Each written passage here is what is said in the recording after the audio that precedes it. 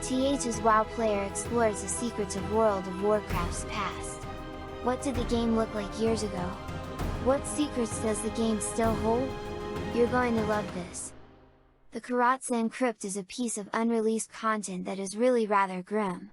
While World of Warcraft has images of death and downright creepy things all over the game, very little stands up to the sights in the crypts of Karatsan. The Well of the Forgotten.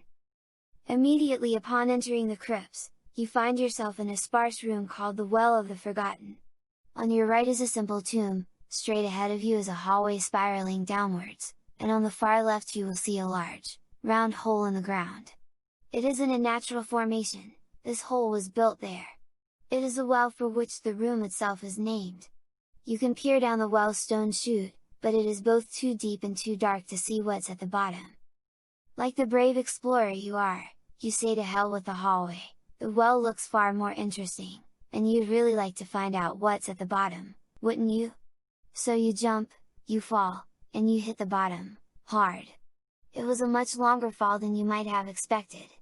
If you'd fallen just a little further, you're sure you would have broken bones, maybe even died on impact. You look down, and then you realize what broke your fall: corpses. Meat. Bones. Hundreds of corpses, piled in a grotesque mound at the bottom of the well. You've fallen into the pit of criminals.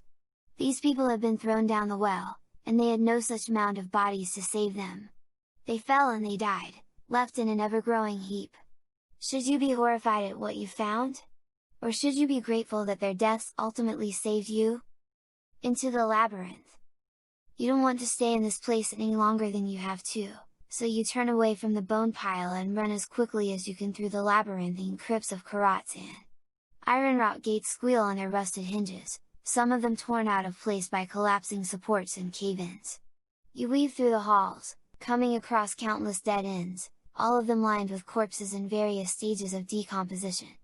Some of them had been laid to rest properly, during a time when these crypts were used for their intended purpose, but others clearly did not belong here. Had these people been murdered and left to rot and be forgotten? Had they died of natural causes and simply been thrown here without a care? Eventually, you come across a stairwell leading further down into the crypts. The way down is flooded, but you haven't found a way back up to the surface yet, so you decide to explore this path, flood be damned! You take a deep breath and dive in, hoping you can reach the other end before you run out of breath. The Upside Down Sinners.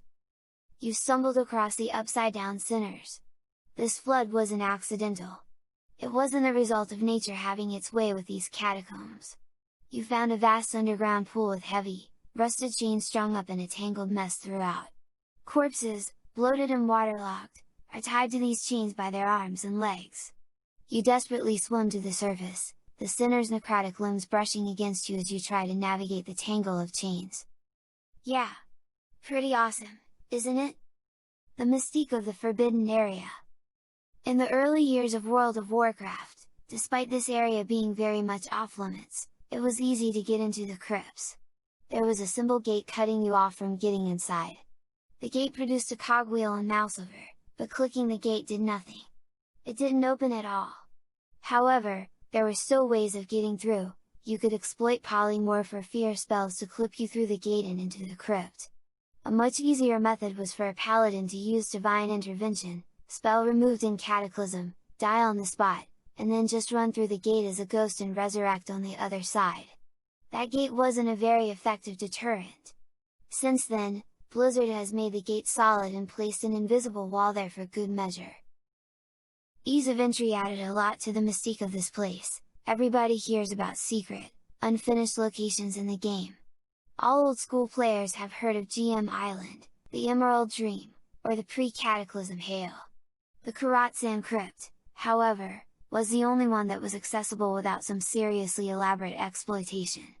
Dying and walking through the gate as a ghost was an exploit, absolutely, but it was one that any person who thought of it could pull off. There was no wall walking involved, no third-party hacks, nothing of the sort. Of course, just because it was easy doesn't mean it's okay. The Karatsan Crypt still exists today, locked beneath the earth.